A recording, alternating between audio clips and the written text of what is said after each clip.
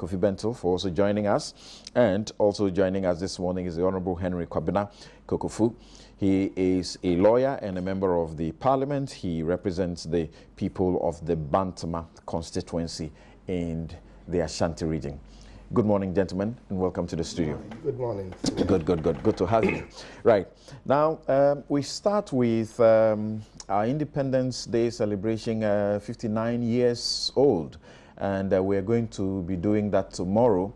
A lot of rehearsals have been going on. If you're going to court and you pass around the Independence Square, you see a lot of rehearsals that's been going on. Kofi, how should we be celebrating it? How should we be observing it? Good morning again.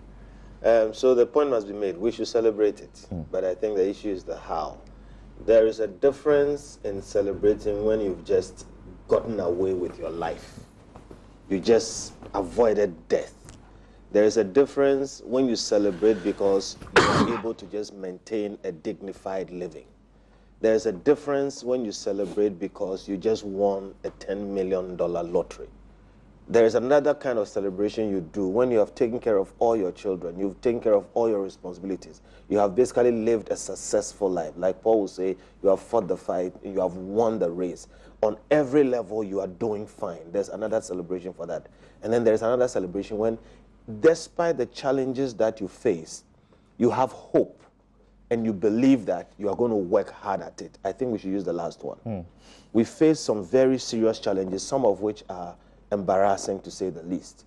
Ghana is way below where it should be.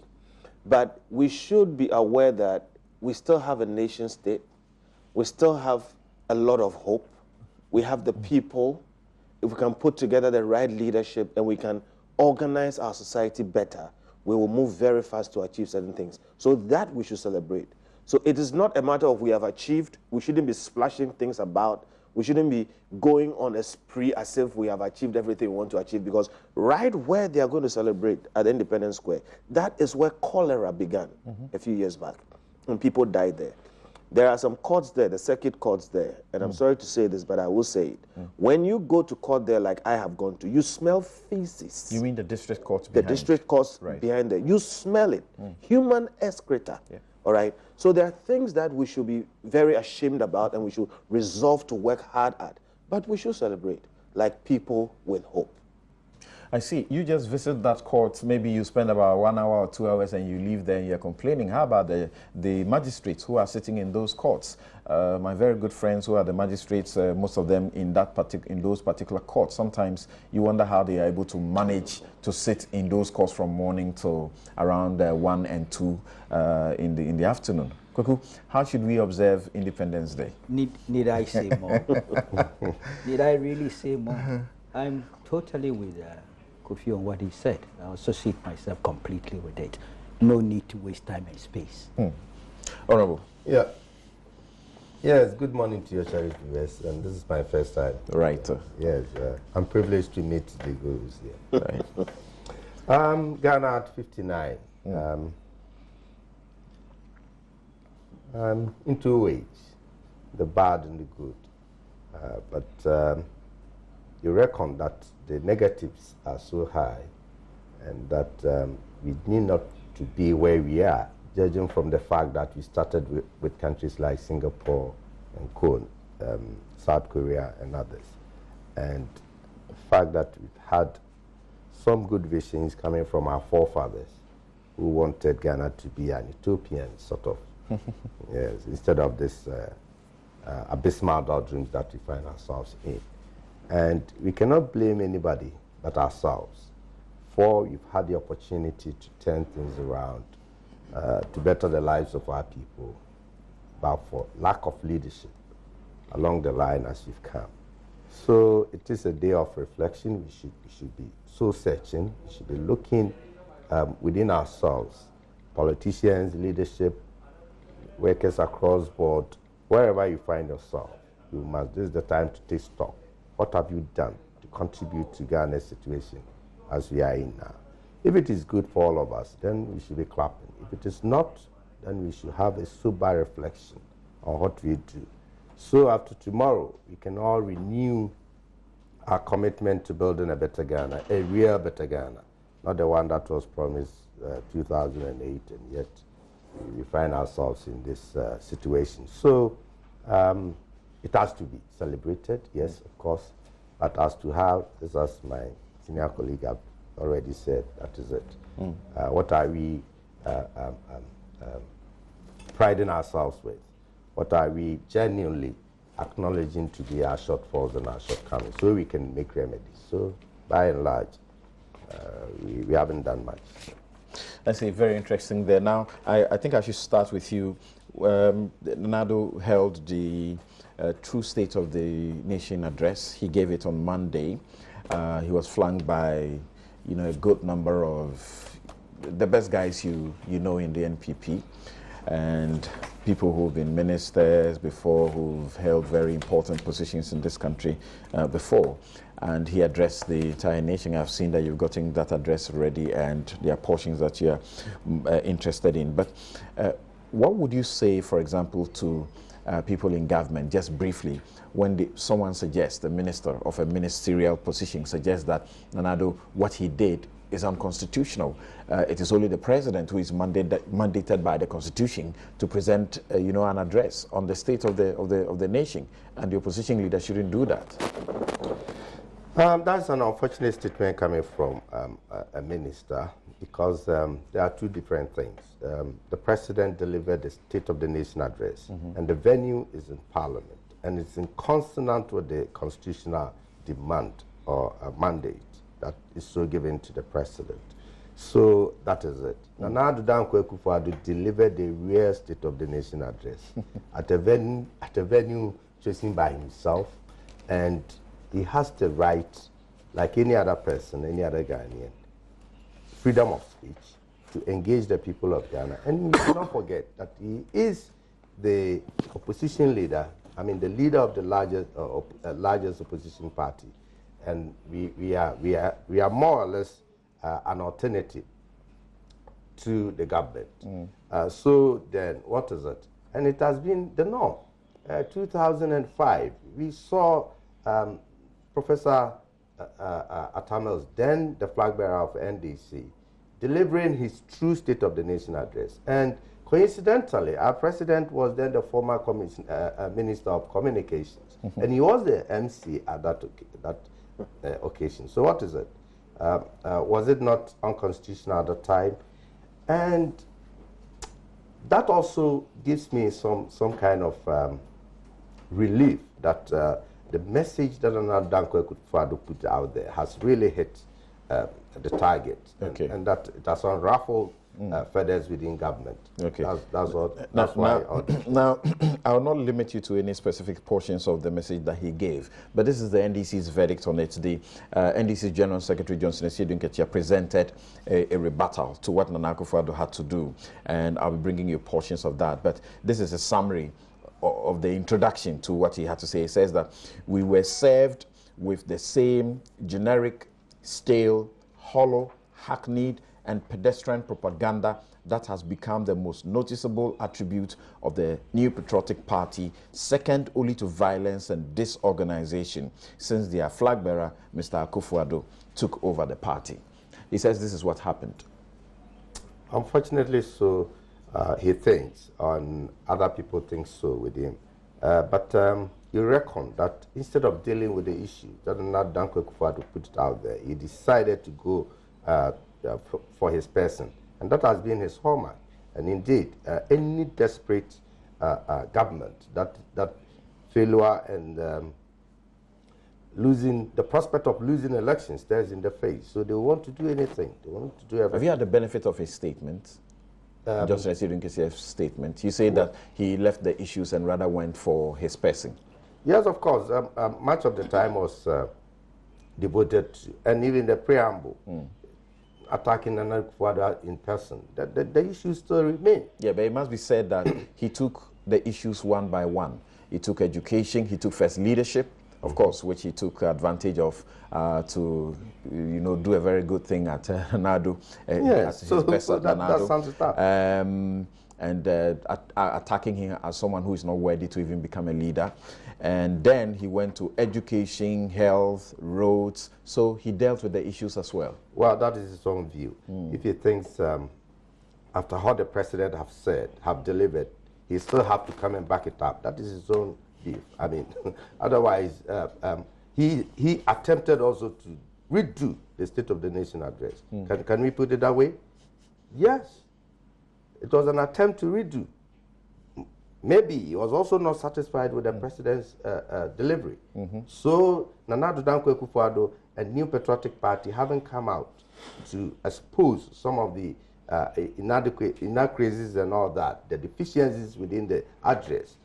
I said Nketia comes back to come and repair some kind of damage and then try to redo the statement. That is his own view. However, it is important to note that Nana Addo Dankwa Akufo-Addo, from the very onset, before the statement was delivered, he made it clear that in his adult life, he has devoted most of his time reaching out to the people, the four corners of the nation, engaging and interacting with the people. And he had seen poverty. He had felt the sufferings of the people. He has listened to complaints and all kinds of frustrations and disappointments within the governance system and structures of our country. So it tells you that he was out there to deliver what the real people are talking about. Samson, it might interest you to note that I have said and opined on numerous occasions that leadership, as it were, disregard of who is in power, whether NPP, NDC, CPP, or whatever, we have absolutely no business telling the people of Ghana, the Ghanaians, as to what is happening in the state. Okay, so here, this is what he says. He says, for example, that Nana Addo went on this attack, asking even the NDC to show a single social intervention that they have been up to since they took over government. And he says, Nana Addo's contrived ignorance about social interventions initiated by the NDC government, such as this, exposed him very badly. And he says, on the education front, the compulsory basic education program of the Ministry of Education, which has ensured that a total of 54,800 out-of-school children have been enrolled into schools. 2, distribution of over 100 million exercise books. 3, distribution of free school uniforms.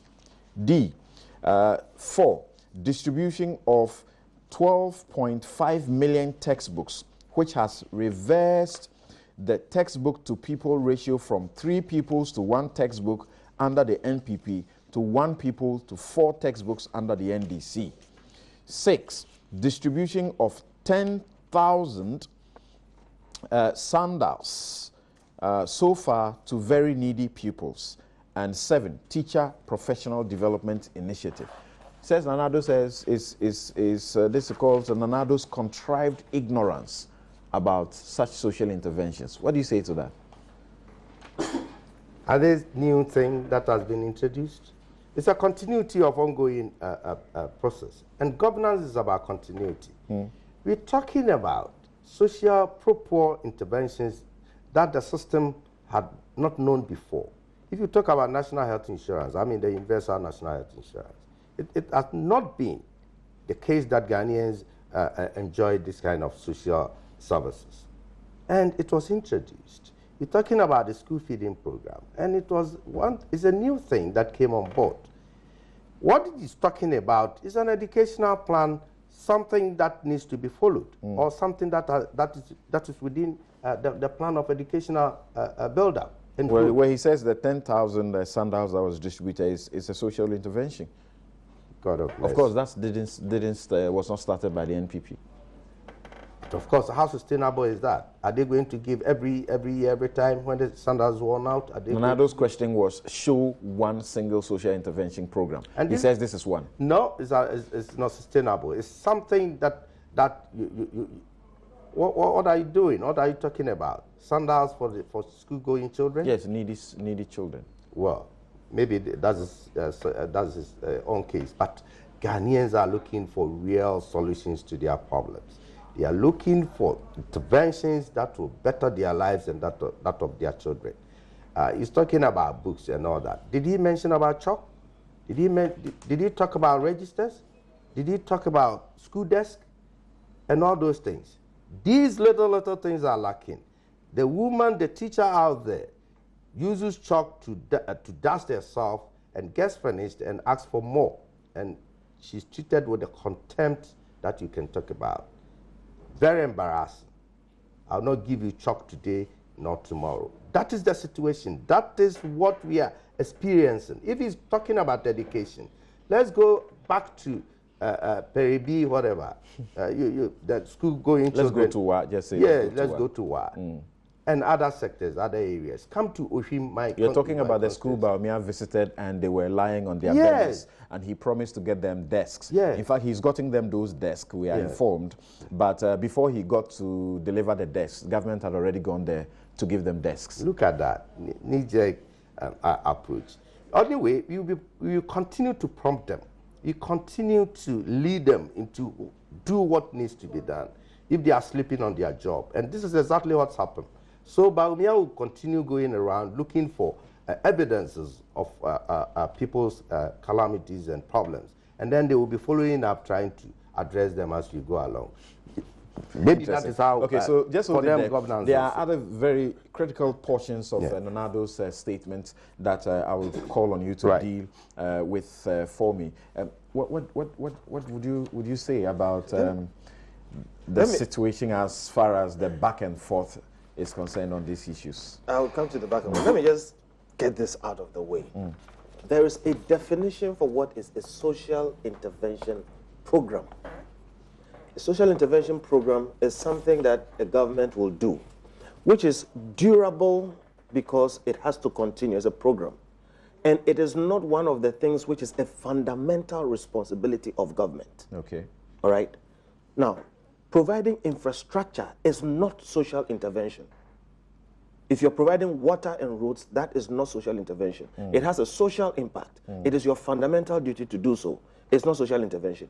Giving handouts like shoes and textbooks is not social intervention. They are handouts, and there are many arguments against such things. I can tell you on authority that the sandals that were given, most are going to waste. Okay, the school uniforms, most are not being proper. Sizes are here and there and that kind of thing. So let's get this clear. Social intervention is something like national health insurance. It's the government that has to do it. If they don't do it, it's not too good, but it's not one of the fundamental things. Okay, school feeding, which I'm not for, I'm against it. Okay, it's social intervention because it's durable, it continues. Okay, it's something that you do. You didn't really have to do it. Okay, and a couple of things. LEAP is social intervention. Right. So let's get those definitions clear and stop these people arguing. When it comes to health and the LEAP, for example, he talks about how they have improved it, you know, markedly from what the NPP left. When it comes to LEAP, having improved it from what the NPP left at how many beneficiaries of 1,600 or so thereabout, and they have improved it, increased the number to 144,000 plus. The question was one intervention program you have initiated. Okay. You improve something, you have not initiated it. So we should be clear about that. All right. So let's just get that out of the way, because I see both of them arguing, and from a policy point of view, they are not getting the definitions right. I hope I have clarified that. Right. Generally, on that issue of the State of the Nation address, you know what? The worrying part of all of that is the kind of responses we are getting out of government. Sometimes I have a feeling it's ignorance. Sometimes too, I have a feeling it's deliberate. To say that Nanado, for instance, does not have the right to issue a State of the Nation address, okay, it is to totally misunderstand the law, totally misunderstand how society runs, especially in a democracy. I can issue a State of the Nation address every day, and it will be fine. That is my view. To that extent, therefore, everybody has the right to say what they want to say. It's only the president that has a constitutional duty to do something like that in a prescribed format in a particular place. And by the way, the format is not prescribed. I think the format should be prescribed so we don't have 3-hour ramblings around. So that also can be put out of the way. And in this case of the leader of the minority party or the opposition party, he has a moral responsibility, and indeed, he has to fulfill that by giving us the benefit of the other side. Okay, there are three sides to every story: your version, my version, and the truth. And let me say welcome to Honorable Yusuf Seni. Thank you for joining us, sir. Thank you, sir. Good to have you. And in this particular instance, we have had, the opportunity to hear both. The president came and painted a very rosy picture, and like somebody said, is this nation, or DKB will say, is it carnation? So we got that. But then again, Nanado comes and then gives us the other side, which is also the other extreme. Now, the rest of us can walk through the middle. We know that something has been done about the energy crisis. So the president saying he solved it is not true. Nanado saying he's not solved it is also not true. We know that there is some kind of a solution, but you're in a situation which now we are calling Warabedu. Okay, so there's a middle path, and all of us will make up our minds. So let's clarify that he has a right to do that, like each of us has, but also a responsibility because of his position. He has also that responsibility to give us the other side of the story, which is done. And now we can all look at that. We may forgive that minister and those who think like him, because he may have just forgotten also that in the NPP era, the NDC consistently also did that, and I'm sure that maybe some MPP may have also questioned the authority or mandate in doing so, because it didn't happen. Last week I read Last week I read Honorable Abang Babwin, the majority leader in Parliament, who in February of 2007 presented what he had labeled the true state of the nation. I read that to you. I'll just read one portion of that, not all of what I read last week. He says, the president, in his State of the Nation address, presents a picture of hope, progress, and achievement instead of the actual picture of desperation and despair, doom and gloom. Doom and gloom, I think I heard that in Nanado's also. And I heard the question of hopes. It's almost like the same template.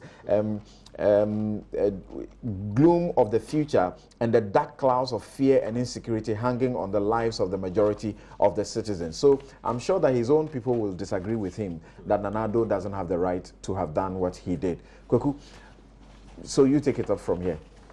Yeah, the constitutional issue, I think is settled. Right, it should. I was surprised though that it came up, and especially when it was a minister of state. Somehow it's gone down to some of their communicators. Yes. They keep on saying it. It's miseducation. We shouldn't do that to ourselves. No, assuming without admitting, and I'm saying it didn't, that even if some NPP elements raised the issue of constitutionality then, the matter was discussed, debated, and dealt with. So I didn't expect 8-9 years down the line for it to be repeated. You understand? So, but the point is that I've checked all my records. It didn't happen. Okay. What happened was a critique of the contents of what was put out there, its sincerity, its honesty, and its accuracy and things, which I think same thing is happening today, and that's a fair game. And anytime they presented it, they titled it "True State of the Nation." Yes. Yes. So that's fair. Even indeed, the NPP under the Mills administration and this Muhammad have done 3 or 4, also so titled. So let's be clear about that. Okay. Then Parliament. Yes, and Nanado's thing was predictable. It was to be expected. He's an opposition leader. The president's State of Nation address, brings everybody's attention to a certain event, and issues are raised. You expect an opposition party, particularly in an election year, to respond to some of the issues. If you were very fair, honest, the president himself, in presenting this particular State of Nation address, you could see that at the back of his mind was the elections. Okay? With all this evidence-based presentation and all the rest, you can see that he was not just doing a constitutional duty. He was also telling Ghanaians that, look, this is what I'm marketing, and I seek your endorsement come the elections. So really, there should be no big deal. I've heard rather other opposition party spokespersons making it look as if, well, it wasn't warranted. The CPP in particular. They want to do their own thing. Well, they are losing it. They are losing it. Okay? In any case, we don't have only one method in terms of campaigning. But I'm surprised that any opposition party, in these circumstances in which we find ourselves, if a president launches a State of Nation address and one opposition leader reacts in whatever format he chose, you have other opposition parties seeing it as negative or saying, no, this is not the right thing, it's wrong timing, it's wrong message. Wow, they've lost it, the plot. Take it from me. So let's deal with the issues now. Right. Yeah, Nana Addo raised issues, obviously.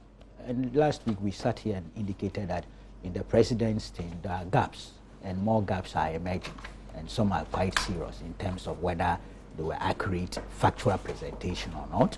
There's even now a dispute as to what is contained in the text, the final printed text, and what was said on the floor of the House. That's a rather very serious allegation out there, particularly on social media, that, you know, there was a deliberate attempt to not release the statement he presented and waited until certain revelations had come forward, and then his managers have gone to sort of doctor the document and presented a new one, so to speak. That's a very serious allegation. Very serious allegation. It sounds familiar. Yeah. the question of the interconnect clearinghouse. But I'm going to exercise caution. Right. On this score because we don't have all the facts. I've been doing my own checks here and there, and it looks as if there were certain extempore things or some documentations that were brought late, and he referred to them in course of his delivery, but are not captured in the printed text. Okay. Now, what I find interesting, and we're talking here parliamentary practice, anything being said on the floor of the House in terms of the communication is being recorded almost verbatim by the Hansard department, and you can't effect corrections in terms of the substance. You can effect corrections in terms of grammar, typos, and other things. This is there. I brought the documentation here to show it if I'm challenged. So assuming... Even then it comes to Parliament? Yes. Parliament will have to do the corrections and all that. It's done. Those are the procedures. You were not heard initially. What Honorable is saying is that even if you have to effect some correction, clerical error, so to speak, you have to come to the House. Yes, it votes proceedings there. They go through all those things. Just like the court records. Yes, it's a very, very important thing, because Hansard is virtually the mirror of what takes place in Parliament, and they try as much as possible to get to the point of exactitude. All right. You know, so you don't revise. So I'm waiting. I got a copy of the Hansard only last night. I'm waiting to see the printed text, get the audio, and do a certain analysis. So it's too early for anybody to jump to a judgment. But you can say that nobody will attempt to do that. I hope not, because it will be scandalous. Okay. And it will be serious offense. Like the latest budget estimate, what was presented, it has to be withdrawn, and then another one was given to us. That's quite interesting. Yeah. The president has the prerogative to read a certain speech or to speak extempore. He is not bound to follow his written script. Right. Yeah, but So what I'm saying this is, point must be presented clear. to Parliament. that is where the Parliament, comes in. the Hansard record must be authentic, must be a reflection of what It is a was House said. of Records. But please, It's the law. The Hansard must reflect what was said. Yes. Correct. Not what was That's in the right. script. You're right about that. That's one I agree. So the president is so- all right. But that is to why proceed, I'm drawing distinctions between the audio, the printed text, and all that. You see, it becomes significant assuming that in the audio, which if it's captured properly by Hansard, will suggest that I've undertaken project A and project B is at this stage. And then it turns out if people go there, and that's what I said last week, that the evidence-based presentation presents a certain opportunity for people to do cross-examination or even, if you like, further interrogation. So if it turns out that that's not true, assuming it's not deleted from the printed text, one can be okay. But if it's deleted, it's edited out, then there's a problem. But I'm saying that is too early in the day for us to jump to conclusions. For, there could be a very good reason for what has happened. So, but Nana Addo made some points. Right. No, and I'm not sure we can interrogate all. I have made it clear on the Rich Hospital thing. I think he got it wrong. You think he did? Yeah, he did. He got Okay, it. the NDC actually took him on that. Yes, except that I said Ketia painted did a distortion. Okay. And So please proceeded. state the background and state what Yes, we're talking Azedun about. Ketia went about it this way. You see, he says, we note that Nanado also repeated his party's lies about the Rich project. He claimed that the Rich hospital has been inflated by $142 million, and the basis for this is a supposed Crown agent report. Yes. What he showed was a shocking lack of thoroughness and attention to detail. If he had applied himself to a diligent search for information, he would have been aware that the Crown agent report he relied on has long since been repudiated following incontrovertible proof offered by the Ministry of Health and the contractor to the effect that the initial claims were unfounded. That's not the factual picture. Nobody fabricated a $142 million anywhere. It was a genuine calculation made by the Crown agent, suggesting that they thought that figure should be removed from the total contract price. I have all the minutes here. Okay. Government, and it's the normal thing with value for money negotiations. They went into series of negotiations and came to a figure of about 80. Unfortunately, they continued to haggle. So it came to $27 million. And the $27 million was then subsequently applied for additional works. Now, it means that you are not up to date if you were to talk about 142. I've been searching Akufo-Addo's own printed text, and I couldn't find that thing there. It appears that too was Example. Okay. Yes, I've been searching. Yes, seriously. I'm also looking. Yes. Looking. I can't find it. Okay, my paper did a big banner story with it. Before I said, hey, hold on here. If I had known, I would have asked them to drop it, just to help my brother out of a jam. But it was already too late. I checked the records, I checked his printed text, and I realized it wasn't there. He might have said it extempo. But you see, it's important that certain things are settled so that are not repeated. And I think in Money Ghana, it's interesting that Kofi is here. They also took up that issue because it became an issue. The minority held a press conference, pushed it all out there and things. And Money Ghana settled the issue as well based on the expertise. We specifically went into it, and we realized that it was above board. Earlier on, we had problems. I posted all kinds of things about, comparative, cost of other things elsewhere. And the initial thrust was that this looks bad. It looked very bad. But again, I mean, objective fact is objective fact. When we got down, looked through the documentation, saw the details of it, we came to the conclusion that the Rich project was above board. The numbers were good. The Crown agents thing, and portions of it have been removed. And then there were other things. So that one is settled. Up to this time. I blame whatever. Okay. We published it. I think they saw it. I think the research used to use it. If you Because that's such a serious gaffe, and the NDC is taking him on seriously. You should see how they wrote their rebuttal to him on that. No. Maybe that is how they would do it to suit their own caprices. No, but they are representing the truth that Nanado doesn't know as at the time he made a statement. If you listen to Kwaku carefully, and then Kofi have just said, it is a factual, it's a fact that $141 million was found to be overboard. Is it not the case? No. Well, see, let me read that. If I can help you. Okay. Okay. There was the suggestion that it was overbloated. Okay. We checked the numbers, okay? And yes, there was some semblance of overbloating, but it was resolved. Yes. In other words, there was a suspicion at first, and the suspicion was sufficiently removed. Okay. There was a certain amount of money left, which more or less was maybe, too much. But they agreed extra works on that Exactly. as well. That does not take it away. So does not take the fact so that the position has been out there. Wait, I'm saying there was a suspicion. Yeah. Upon close scrutiny, we realized that the suspicion was not founded. So we published something to the effect that, as far as we're concerned, based on the information we've had and checks we've done, the Rich project was above board, at least at that time. And it's been over a year now. So that information has been out. So at least from our point of was view. above board. It's above board. The suspicions even we had, Yes. when we went in to check, we realized that the suspicions were not founded. And we were honest enough to publish and say, this thing is above board, period. How does an appendage of the NPP does such a thing, do such a thing. We've always had this situation. It's not so. That's why I think sometimes you should just have a good laugh. You should just have a good laugh and ignore some of these comments that say you are NPP. Yes. Right. Yes. Okay, cool. This is the value for money. Right. The chapter on contract price. I'll read the relevant portion. Okay.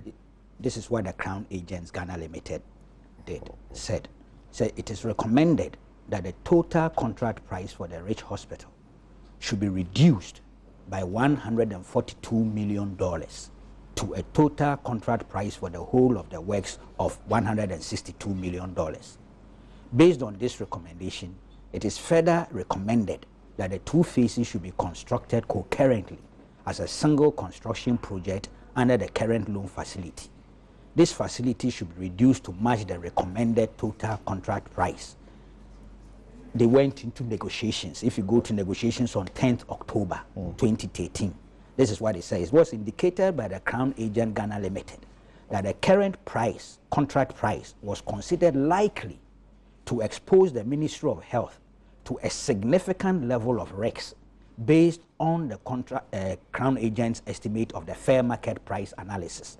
It was recommended that the total contract price should be reduced by a minimum of $142 million based on the final pricing reviews for various aspects and in comparison with the recently completed value for money audit on the 600-bed University of Ghana Teaching Legon Hospital. The point here is that it means this is not something that was thrown out by some serial caller or anybody. That's right. Which is the impression Asiedun Ketia seeks to impute. It's wrong. This was serious business. And it was But the subjected. main thrust of what Asiedun Ketia says is that the facts have changed. Yes, that's correct. That's not And that's correct in terms of the conclusion. Right. Because in terms of the update, there was no need for a repetition of the 142 million thing. Okay. That's clear. I mean, let's Okay. be honest. Because they came to a conclusion, if you permit me, reached on 10th October 2013. It says majority of the recommendations made by Crown agents pertaining to the commercial aspects of the contract was agreed by the parties. The government of Ghana team, following submission from the contractor, could not make the proposed savings of $88.2 million initially proposed by Crown agents. However, after extensive deliberations with the contractor, the parties agreed to concessions through savings in the sum of 27 plus million offered by the contractor to be applied to additional works as defined in the attached Appendix C. Yes, so if we are being fair, 142 dead and buried. Let's proceed on that basis. But now, the way they take it and seek to attack Nanado obviously is bad for him, where they say what he showed was a shocking lack of thoroughness and attention to detail.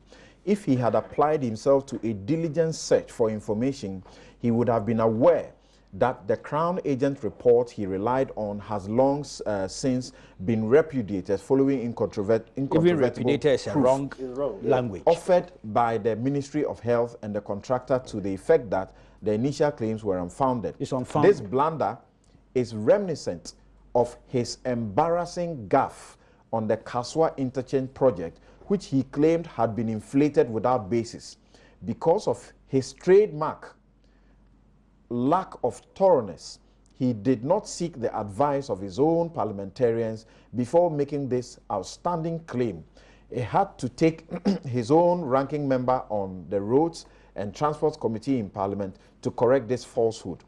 That a flag bearer chooses to be so uncritical as to rely on inaccurate information to make such spurious claims is a matter of some amusement, and so on and so forth. So they use this to really launch an attack at him.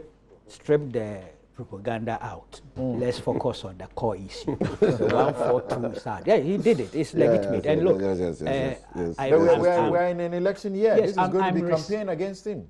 Yes, I am resisting the temptation to give examples of opposition flag bearers who committed similar gaffes but got voted into office. Okay. Okay, I'm resisting the temptation, and I brought not sufficient documentation here to show that a leading opposition flag bearer during his own true State of Nation addresses, as well as other serious major public platforms, peddled obvious untruths. And yet his eligibility or his qualification was not questioned by those who were supporting him. And in any case, come election, the people voted him. Yeah. Okay. So we should be very careful. We need to have a sense. We are doing factual analysis. Right. Now the same as Seydou Ketia, and we're dealing with Nanado's thing. Right. On education, I heard what he said there, the free SHS and all those things. And then I heard him on Asampa subsequently saying all those things. And I said, well, that's back again to the political thing we all do to ourselves. Seydou Ketia today is telling us that the Nanado advocacy relative to the free education thing was just driven by the affordability thing, whilst the NDC was the trinity of affordability, access, and quality. And so Nanado's thing was rejected at the polls. Is that true? First of all, we've gone over that part before. Right. Nanado's thing, if you read his speech too, the trinity was there. The question was where to lay the emphasis. I know that one to Imani Ghana had their own stand, and that is showing who they are. It's not changed. He just said it a while ago. It is showing who the Imani people are, and which some people are being so dishonest in terms of assessing them. Right. Then I asked myself, I remember I went for the same Seydou Ketia on Asampa FM, Kaba's program. When this matter came up, you remember how they introduced the attack on the NPP's free thing was using Otabil. And it was because Otabil had said some time ago, which they had recycled and made it look as if it was current then, that he was opposed to free education. Now listen to Seydou Ketia on Kaba's program. Say, commenting, this is My Joy Online. Commenting. And this is when? This is 2012, My Joy Online. Okay. Commenting on the issue on Ekusi's same program Monday, Johnson Seydou Ketia said, Pastor Otabil has exposed the NPP's hypocrisy and double standards. According to him, supposed free HSS policy is a political gimmick meant to deceive Ghanaians just to win power. General Mosquito indicated that a statement by a highly respected man of God like Pastor Otabil vindicates NDC's position about the NPP's educational policy. He also reiterated the National Democratic Congress commitment to ensure quality education that will be accessible to all. Quote, the basic problem facing the country's educational system is access, not affordability. Access and equitable distribution of resources is very paramount to us in the NDC. General Mosquito said the best approach to advance the educational sector is for all governments to focus on expanding infrastructure, motivating teachers, and making it accessible, especially at the basic level, to all irrespective of stature in society. You see, today, is that exact thing he's saying? There's a lack of sincerity, there's a deficit. So you see that I say this own response to Nana's thing contains a lot of problems. I thought you would have even referred to the president's own response earlier. I have them here. I have them Which here. was that this free SHS thing was... Yes, they referred to driven. Kenya and all the rest. But I was dealing with Seydou Ketia because he did a response on behalf of the party. Otherwise, I brought all those things here. But you see, the key point, he attacks Nanado's reference to the fact that the 200 community seniors things have not been fulfilled. Yes. And Seydou Ketia tells us that President gave us an update of 1, 2, 3 at various stages of completion. Right. I'm tired. I'm actually suffering from a fatigue when it comes to dealing with this issue. Why didn't we have evidence-based presentation with the 1, 2, 3? Because the evidence-based thing was critical in this particular presentation. But you realize that when it came to the 1, 2, 3, it was only a repetition of what the party communicators have been saying the last 7, 8 months. We're not giving locations, at least in terms of the rules. Sometimes you are giving locations so that we could go and verify.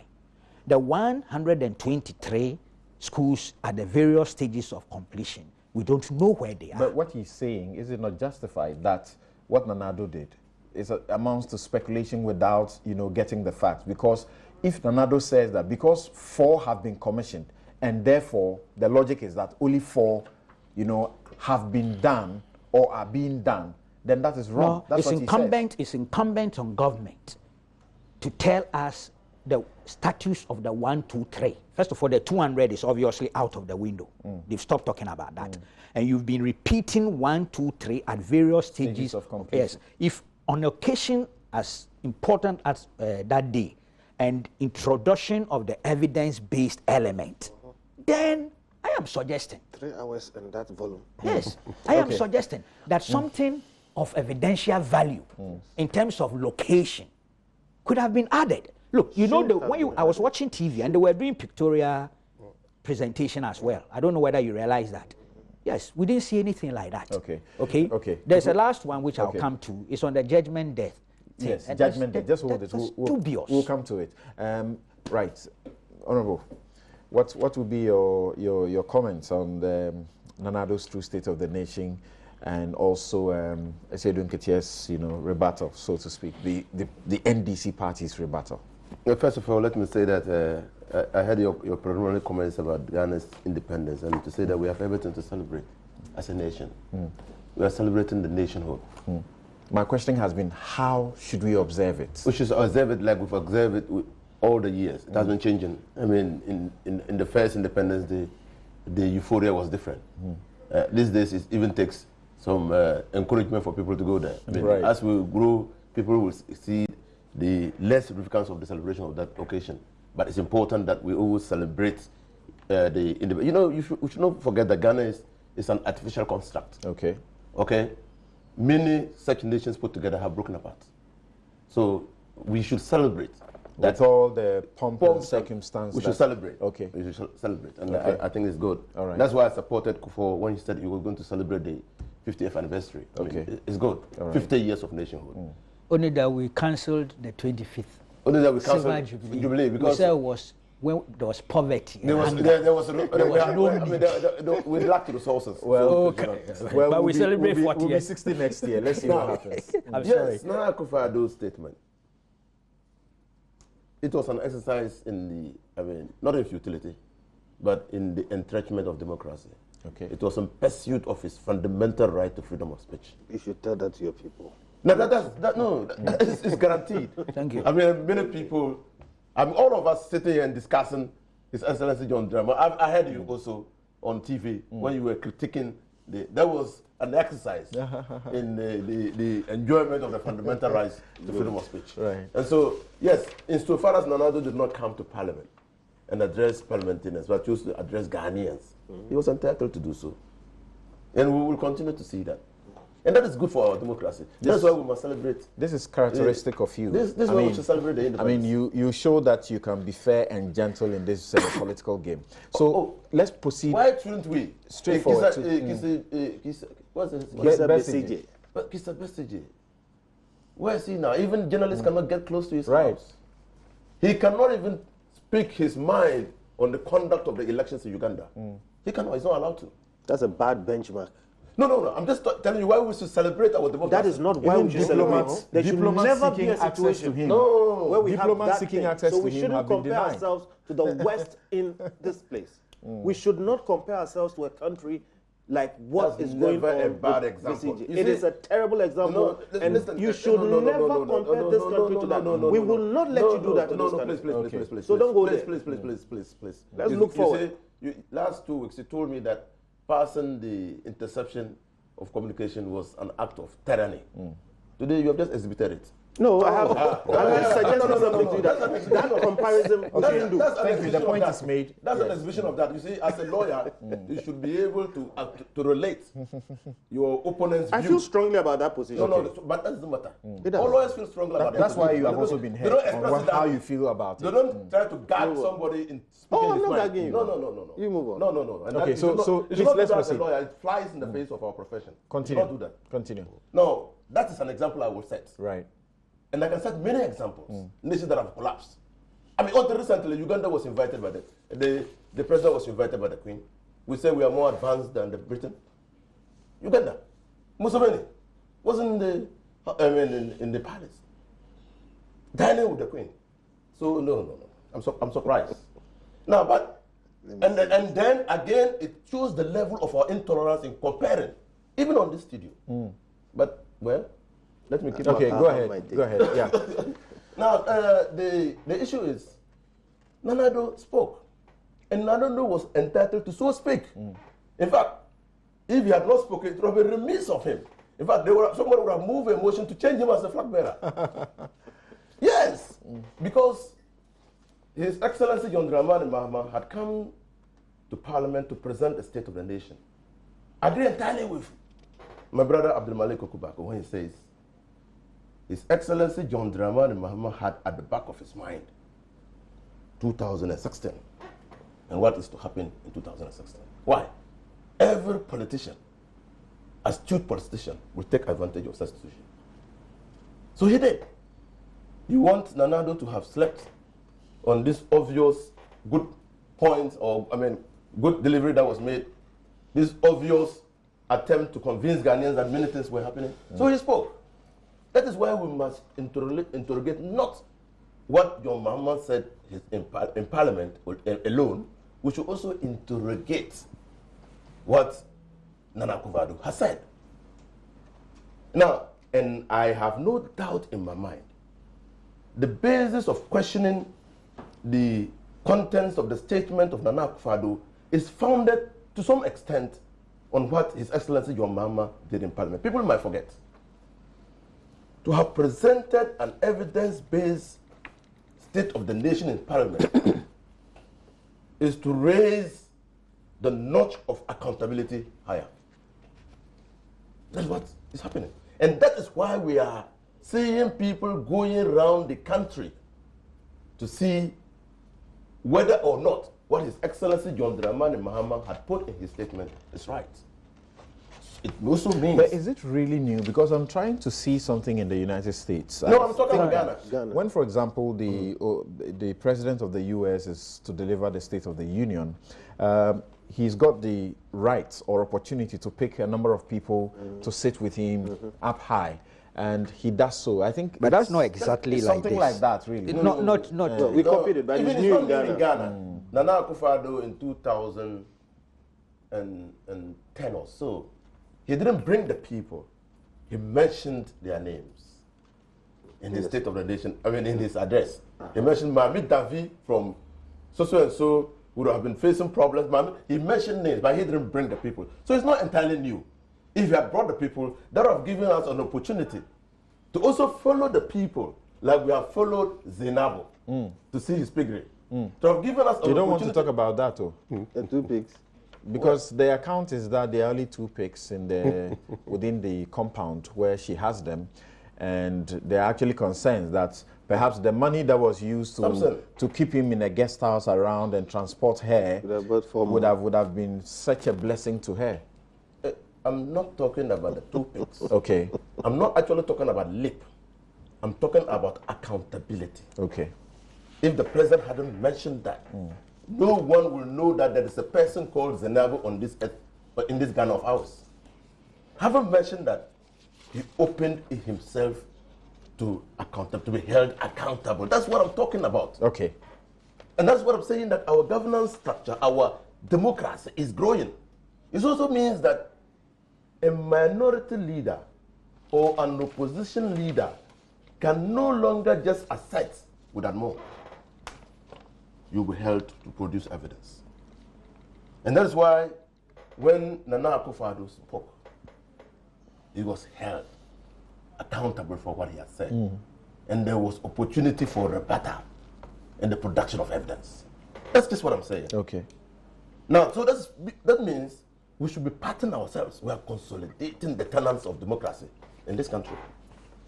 I have no doubt that some of the statements made by Nana Akufo-Addo were deliberate and calculated. He also knew exactly what he was doing. He knew that there was a Crown Agency report that had repudiated or that had changed the initial figure and come down to... Just a moment. I'm sorry. This is a rude one. I've just realized the rich thing is in the text, but it came under it's corruption. in the text. Okay, right. It came under corruption. Right. It didn't When I couldn't find it under health, I was looking for it. I was looking under for corruption. health. That's exactly under what health. you see. Last week this week I was telling Abdul Malik Kokobako that Nana Akufo-Addo knew exactly what he was doing. You see where it has found itself, not in infrastructure, but in corruption. but he mentioned Jida and Sada. Yes, he mentioned Jida and Sada. Again, I mean, it's important in mentioning corruption to provide evidence that appears quite convincing. And that will get it act in the minds of people. But it's not only Nana Akufo-Addo who is talking. The residents of Hohoe have taken you on for misleading the president about the state of their roads. The residents in Hohoe have not taken me on about misleading the president. The residents in Hohoe are concerned about a 2.1 kilometer road, which is part of the roads that were done in Hohoe, which has not been completed, which has been abandoned. That's the Mamaga Street. Mind you, in the State of the Nation address, the president did not say that he had completed the Mamaga Street. He didn't say that. He said he had completed some roads in Hohoe. And indeed, and in fact, some roads in Hohoe have been completed.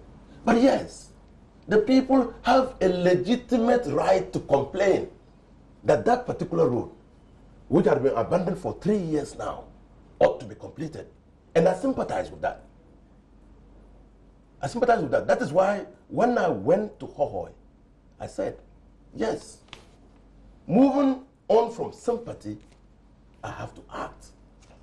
Because you have a legitimate and reasonable expectation that when this road was started, it will be completed. Okay? So I directed the contractor to meet and assess his capacity. Because the contractor was paid for all work done. But he says his bankers consumed the money. But is it not curious that you have not become aware of this for 3 years? Yes. It's curious, but how did it happen? When he completed the 4.9 kilometers road, the Mamaga road, that is a very important road, was issued to him as a variation of the 4.9 kilometers. 2 variations, variation 4 and 5. Variation 4 to do the drainage, critical drainage structures and culverts in low-lying areas. And variation 5 to do the base and seal. He completed the variation 4, did not complete the variation 5. I still think my officers, because 2.1 kilometers, is any serious contractor should be able to finish that work within 2 months. So for me, I still think that my officers in Hohoe ought to have drawn our attention to the state of the road. Okay? Long before. Because And nothing is going to happen to them, really. Well, that is an internal matter. I can't. No, you can tell us. No, I don't think that. It's a governance issue. No, it's a governance issue. I've just spoken about the governance issue, the governance structures. But taking the decision as how to deal with the officers should be an internal. Your officers We are not paid asking from the for consolidated fund. Instance-specific sanctions. That's not what we're asking you to tell us. But clearly, But there's a commitment to prove it. to probe it further. Because really, I just want to separate the issues. And also to commend I think the people of Hohoe should be commended. But you have acknowledged that your officers there did some wrong. What probe are you talking about again? There's no issue about probe. Well, on the artery patron, you don't believe in that principle. And if they are found to be culpable? So you don't believe that. So I still need to hear from them. Why? How come? Because I have my meet the press statement here, which I delivered on 10th November 2015. Okay. At that time, I was very conservative. I said 3 kilometers of roads had been done in Hohoe. In fact, it was 4.9 kilometers.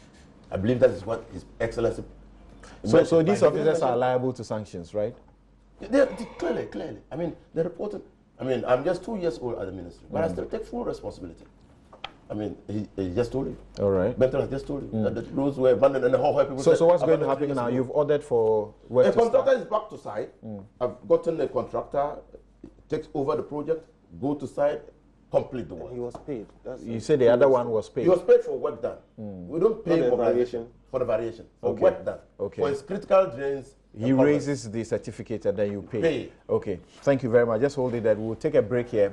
We'll return to talk more about some of the more of the statements that was made by Nana Addo Dankwa Akufo-Addo, and he raises the issue of he taking full responsibility for what happened as far as that issue about the Mamaga Street is concerned. We'll come to look whether Nana Addo was right when he said the president didn't take full responsibility for Dumso, when he claimed later on that he had taken full responsibility for it. The NDC disagrees that Nana Addo is wrong. They say he's wrong by suggesting that the president didn't take full responsibility. Of course, they also say Nana Addo should be the last to be heard talking and mentioning names of Woyome and the rest, because he was a passionate campaigner for payments of judgment debts. We'll be back and we'll deal with those issues.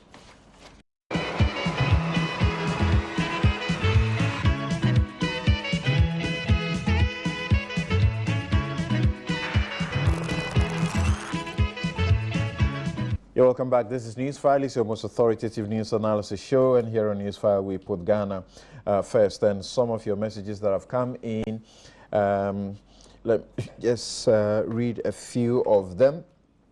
Then we will move on to the other issues that I've announced to you that we should be dealing with.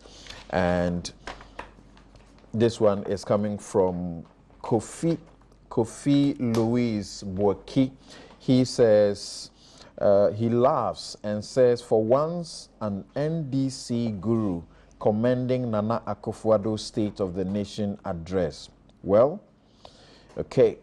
That is Kofi there seeking to sort of suggest that that is the first time he's hearing anybody commending the opposition leader for making any comments.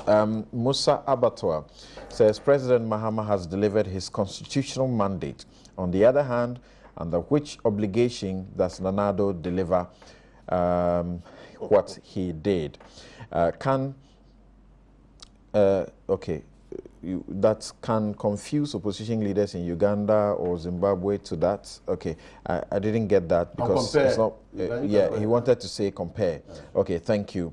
And then Jesse Boako says thumbs up to Dr. Baumia for donating chairs and other teaching materials to the school in Wa. That's the Peresi MA Primary School to enhance smooth learning and progress. The battle, he says, remains the Lord's. Yakubu Askanda says, I think Nana Addo's message hits the right target, and inshallah, Nana and Alhaji Baumia would win the impending elections hands down. Amaga Simon Awazi says John Mahama has shown the expected lifestyle and his leadership role he has exhibited throughout his years in office. Governing doesn't call for bulldozer type, but to work within the constitutional measurement of the framework of the Constitution. Hey, you're speaking some English. Nana Addo doesn't have such heart, and I think JM must be allowed to finish his second term for us to judge his party and the government. Okay, of course, we are in the campaign mode already, so it's allowed. Go ahead and campaign. Moses Amwa Abangba says that he's sending this from Navrongo. He says the address made by Nana Addo is the real state of Ghana today. President Mahama and his NDC only threw dust into the eyes of Ghanaians. Ibrahim Kopa in Tamale says evidence-based politics. I am a graduate of KNUST, but I am unemployed. My situation is a microcosm of the bigger picture. As such, it is fallacious for the president to think that all is well. But the president didn't say all is well. Nana Hesse or Jiri Dansuman says governance is a serious matter and people in authority must see it as such. How does giving school children uniforms, socks, shoes, or sandals How do you refer to that as social interventions? But My father walked to school barefooted. Well, and I said jokingly that, what is his name, Abraham Atta, you know, is matching the president for it, because he's also getting 10,000, you know, Tom's shoes for needy Ghanaian school children. That's very good. Well, he was with the vice president yesterday and received commendation for what he's been able to do, even at 15 or 16 years, projecting Ghana so high. The president also commended him earlier. Now, he says, my father walked to school barefooted, yet he grew up to become an engineer. Somebody provided free maternal care under NHI, a school feeding program, and went on to suggest free education. Rather, sitting down to improve these, look at what, rather than improving this, look at what they are telling us. NDC has expired. 8 years is enough.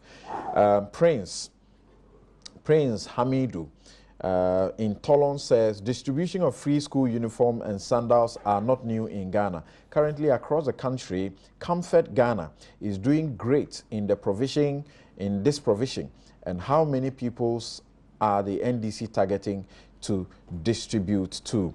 Fuseni Safiano in Savlugu says the real state of the nation is one of hardship, unemployment, despondency, naked stealing and corruption.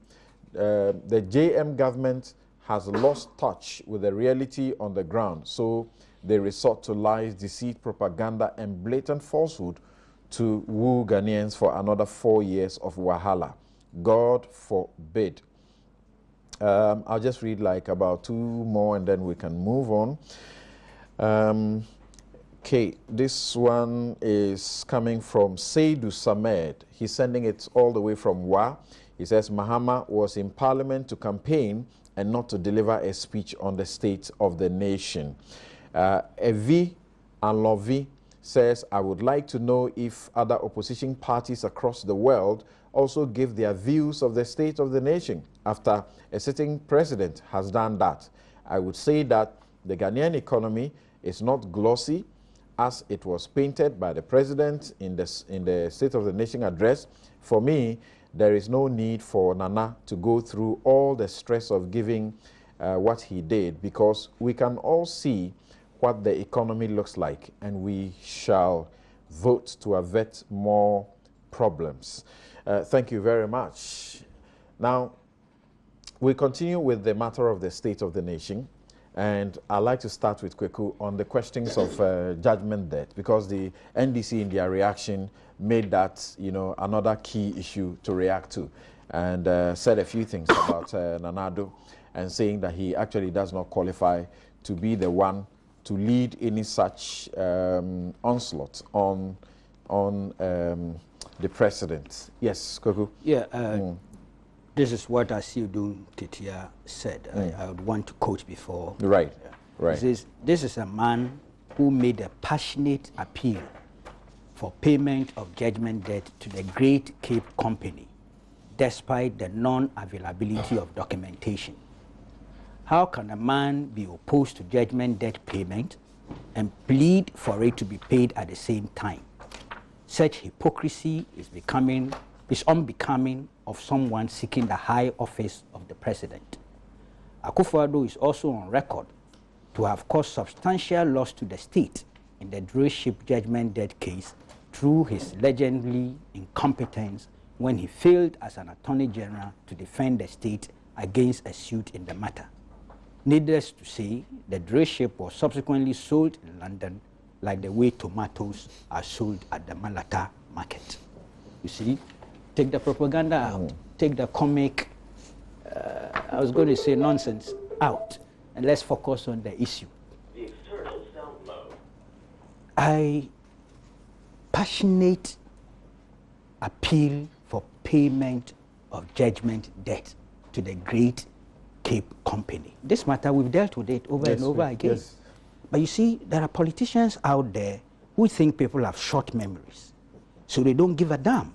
Even when the truth has been put out, they still proceed with the fallacies the distortions and the lies, hoping that people will buy into it. I think it's a certain subculture of our politics that we should, expose.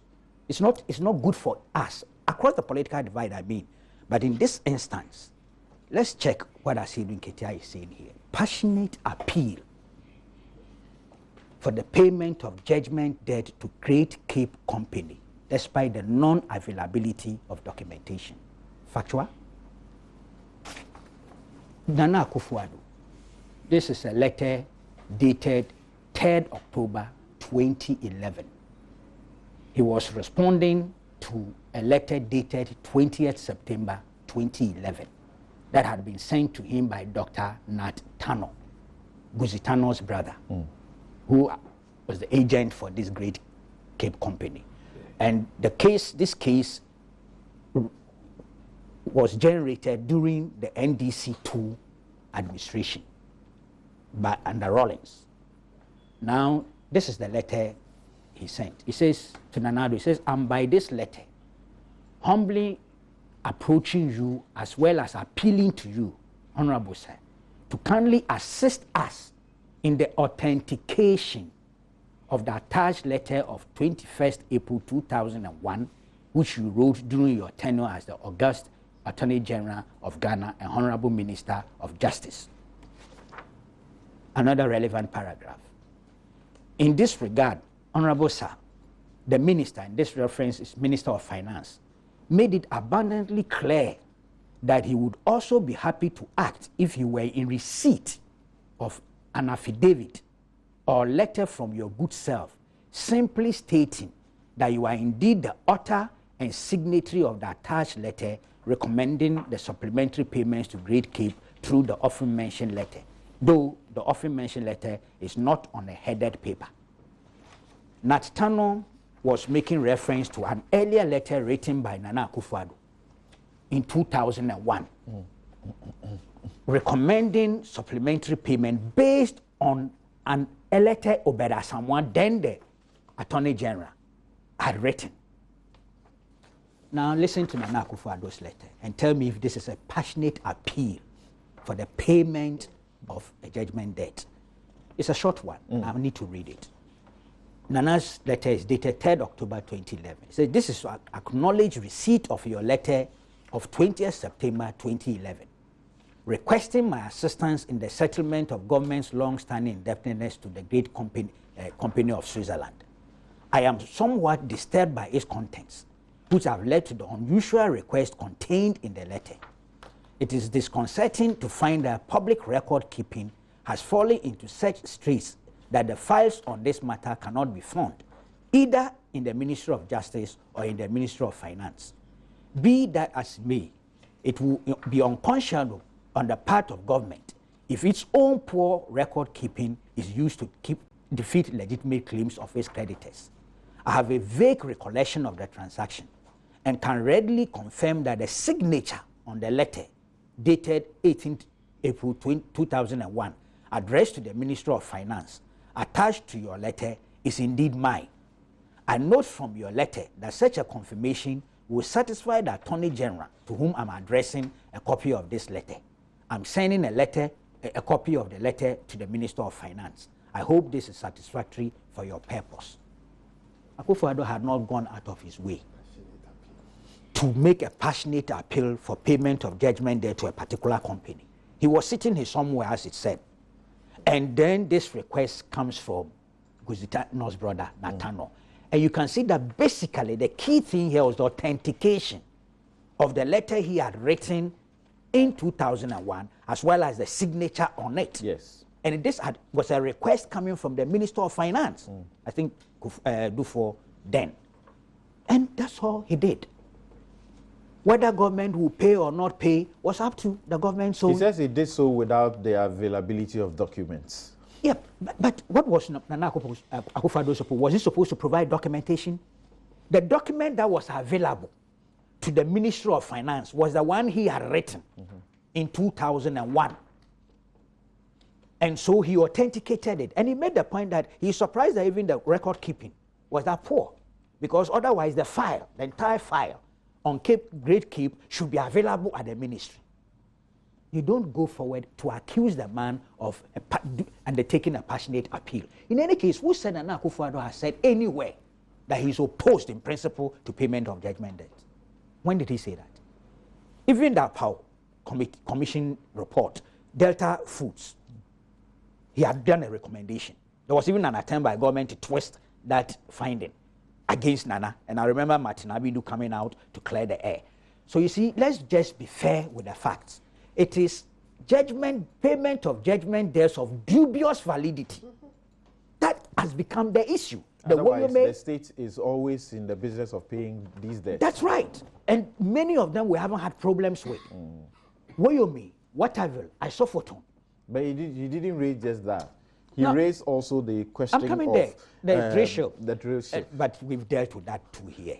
You see, Asedun Ketiadam are not interested even in who led us to indebtedness of $47 million. They are not interested. They don't care about that. They don't care about. You remember my stand on that for commission. I don't think the entire report, as John Boydu is saying, is useless. I don't believe so. Well, there are about 2 or 3 suits in the courts now seeking to repudiate the APAO reports. Yes, particularly some very substantial portions. I'm talking of specific findings and recommendations, not everything that I would throw out of the window and put it in the gutter. But you see, the unfortunate thing happening is that the man's own integrity as a judge and the promotion to Supreme Court is being questioned. I don't know if you've heard it. Yeah, he has. That he's been rewarded for this work. I don't think that's a fair thing. It's just the same thing the NDC did to the Chief Justice, the sitting Chief Justice. You remember after she was made Chief Justice, there was an attempt to claim that it was because of the MV Benjamin. Yeah, that she chaired. And a lot of dirty things were said about her. I appeal to the NPP leadership, and this is leadership. Also because at the time, Justice Kwega felt that he was the one next in line because he had acted as acting Chief Justice before. But we have examples, precedents. We even brought one judge from somewhere in East Africa to become Chief Justice. Our judges have also gone out there so let's do a lot of work. But the point I'm making is so is it your expectation that as this Chief Justice exits, you know, Justice Atugwa may not be the automatic to it's not automatic. He's also leaving. It's not automatic. He's also leaving, is it? Yes, he's also leaving. Oh, his time is also up. His time is up, yeah. He goes together with Justice. Yes, he goes together with Justice Wood. Yes, Justice Wood. Oh, yes. I see. And it's not didn't pay automatic. attention to that. Justice Acha, when he became Chief Justice, had he not retired then? Okay. Yes, so I'm that's the asking. point. They brought him out of retirement to make him Chief Justice. Chief Justice has a certain thing. It's a political appointment. Yes, like So he can be IGP, brought Chief of back. Defense Staff, those type of things. Okay. But the point really I'm making is that let's be factual. The final thing I will say about Asedun Ketia, and I've described him as an unmitigated communications disaster, was the things he said relative to Imani Ghana and CDT. Incredible. Focus. Deal with the issue. Do content analysis of what an opposition leader has said. Why dragging? You know, it's so incredible. But sometimes it smacks of the power, the arrogance that power comes with. I see. Just on the very last note that he ends, which concerns your body, your organization as well. Your organization has been hailed by many reports, particularly within the sub-region and Africa as a whole, as one of the biggest think tanks around the town. I think now Imani is supposed to be, is it the second? Second, yes. Most effective think tank in sub-Saharan Africa. In sub-Saharan Africa. And you are supposed to be an appendage of the NPP. Now, what do you say to all of that? He says he's an unmitigated communications disaster. But look, within the party, he's known to be the most effective communicator when it comes to particularly reacting to the NPP. You know, by the way, we decided in Imani that we shouldn't waste any time responding to the types of Asedun Ketia. We think he's a verbal brawler. He fights dirty with his words. But let's also say, there were times when NDC people rose up against, you know, Imani. They were insulting us all over the place. And it was Asedun Ketia who called them to book. Okay. And said, look, you people, these people, leave them alone. What they are doing is okay. So there have times he's been here. It's been like that with CDD, IEA, all of them So get in his painted particular NPP. case, Asiedun Ketia, that's what I think he's figured out works in Ghana. Unfortunately, he's just put the bar at a very low level, and we shouldn't descend there with him. On the general situation of being insulted this way in his address and being called appendages of NDC and whatever. I mean, if you've lived in this country at least for 5 years and you followed our work, you will know that we've been called names by every part. We insist that it is NPP possible. has also has problems with NPP you. has done it, NDC has done it, but that is what you get when you insist on being objective. Like I say, there are always three sides to a story. Their side, the other side, and then what's in the truth. We will always try and look for the truth. Depends on how the show ends every Saturday. I'm either NPP or NDC, and I always enjoy it. Yes, yes. So sometimes it could be, and I'm able to tell. It could be that one party brought a very weak representation, and they got mauled. Yeah. And then they accused the host. Yeah. Okay. So I urge more Ghanaians who are capable, of analyzing the things that are thrown out by our politicians and even public officials. Because most of the time you realize that those things are fueled or motivated by a certain special interest, which is not always the same as the national interest. Okay. So for those who are able to see through it, speak up. Because this is the country we have, and it can absolutely be better than what it is now. We should not leave it to just the narratives of the politicians who have an interest and access to grind one way or the other. So we'll continue doing our job for Ghana and for whatever faiths we believe in. Okay. How about the charge on the judgment debts? You see, let's be clear about something. In a democracy where there's rule of law, nobody must be above the law, including the government. If the government errs, one of the highest forms of exercise of the rule of law is that an individual or an entity can take on the government when it has hurt that person in a tort and actually exact a punishment from the government, and it shall be enforced. So judgment debts in principle are a very important part of a democracy and a sign that the rule of law indeed works. So for that reason, we are all for judgment debts. What must happen is this. Good governance has a direct correlation with judgment debts. The more good governance you have, the less judgment debts you have. Okay.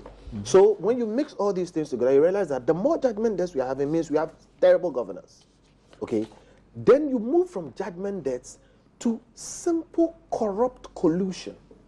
It's simple thievery, where people in government or in public offices connive, create, loot, and share. That's not judgment debt. That's stealing, cloaked as judgment debt. So that is the stuff that we are talking about. So as for judgment debts, they don't have a problem. Okay, but these things which are crimes should be seen as what they are and not given any exotic name.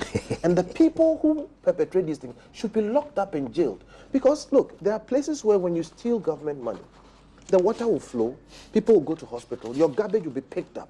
In Ghana, you steal government money, people die because there's no medicine in maternity wards. Last week, I was hearing stories of 6 people sharing a bed, okay, and babies lie on the floor. That's what happens when you steal money in a country like Ghana. You should be ashamed of yourself, and if I was God, I'll punish you with death. Okay? So as for these things, we should be clear about them. They are not judgment debts. It's stealing with the collusion and connivance of people in public office, and that is what we will fight against. Are you able, on this note, to offer a bit of education to maybe some of the public, particularly those who don't appreciate properly the court processes?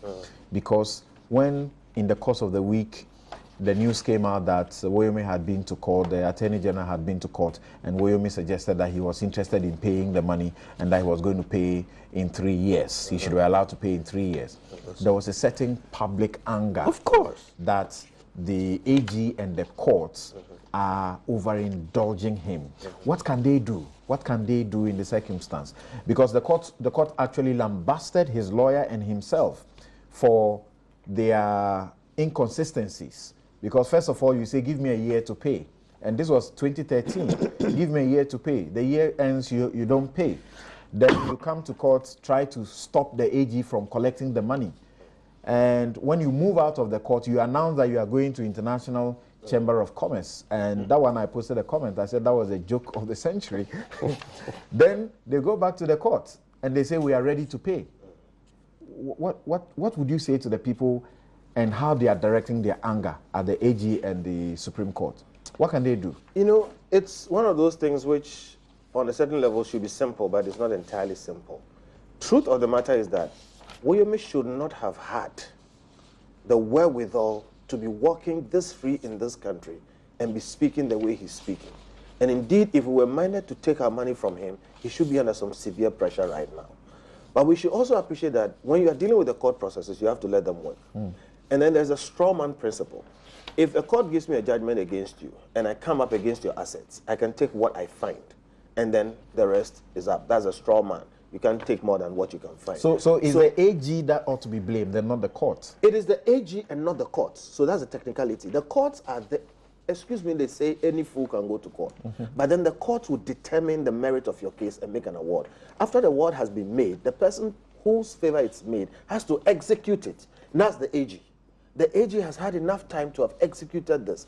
I'm not saying you just go and grab things, because maybe they don't have the access to grab and whatever it is. But there are so many ways that if a determined AG wanted to get this money, they will get all or part of it. And the part that is not easy to get, they will put this man under so much pressure, okay, that he will find it in his interest to quickly pay. But you have a situation where they are very lax. And you know we are in court over this matter, so I'm not going to discuss the merit. But it's clear to everybody that they are giving him every room. You are in court as Citizen Ghana, Yes, to compel the AG, state to yes, collect the money. Yes, because there's a judgment that says go and do it. And if they are not doing it, they should tell the people of Ghana why they are not doing it. I see. Honestly, Interesting. Woyomi is insulting us. It's insulting, eh? Yes. Yeah. To Yes. say he wanted to pay for 3 years when he had initially suggested he was going to pay for 1 year, Let me guess. and he's paying without interest. And Kweku, Okay, if I had that money for Yes, all this very while, cute. Yes. that money would have been like 5 times. I would have gotten about 5 times that money. Kweku's point is important. And you see, it's a nation. Woyomi is insulting us. Our government is allowing Woyomi to insult us. I agree.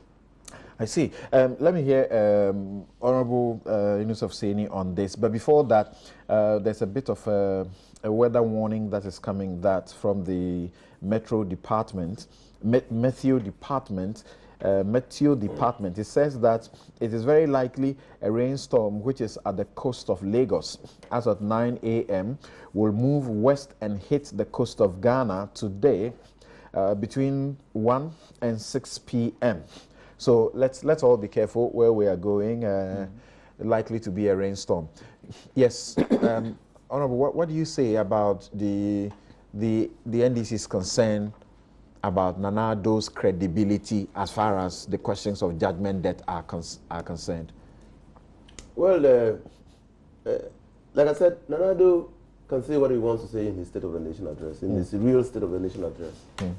But we should subject his State of the Nation address to content analysis and critique. Okay. And that's what we are doing. And that's what we are doing. And he talks about corruption.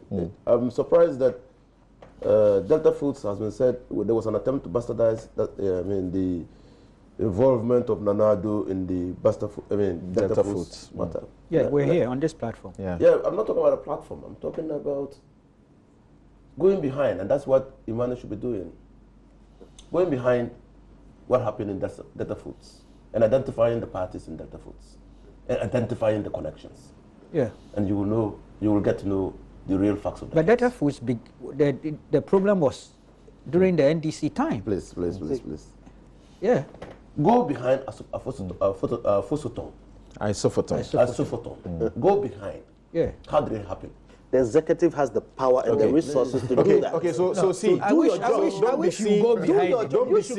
Don't be seen to be directing your questions Let's to them. take a journey. So go ahead. If you do that, okay. These are rhetoric questions. Because you look at them and you gesture accordingly. I'm not inviting them to answer any question. You might as well go behind Woyomi. Let's go behind Woyomi. That's an invitation, not Okay, so if you are saying let's go behind Woyomi, then it means he has a fair statement that he's making. Because so let's listen to him. and he has the capacity to do Right. that.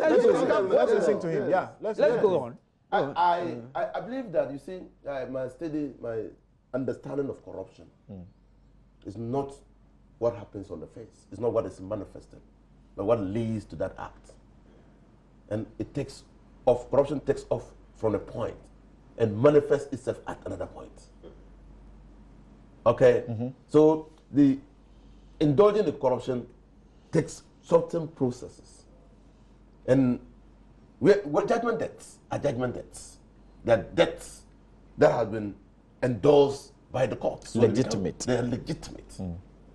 Now, again, you have to interrogate the judgment debts. Some of dubious validity.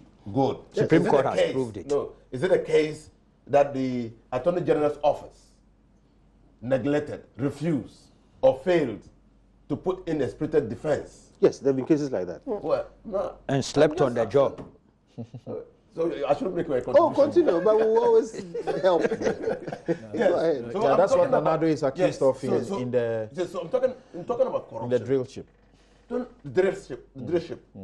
What were the processes that went into the drillship? Which were the parties behind it? How was the decision taken?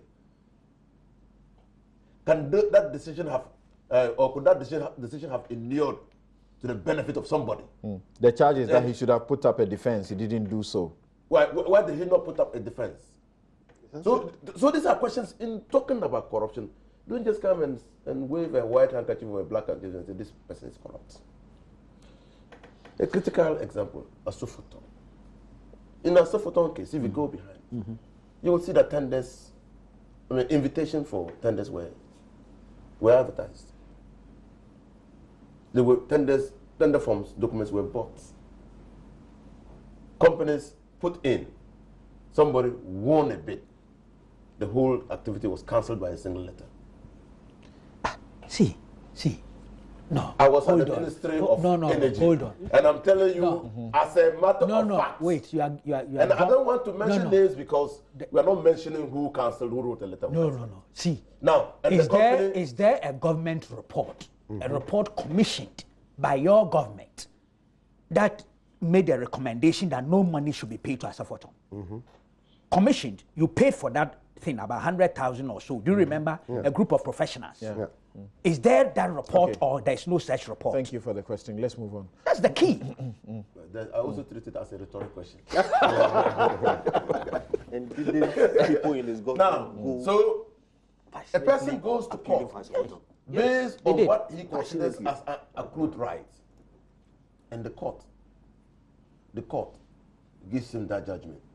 We have to come Asafoton back- was not paid because of a court order.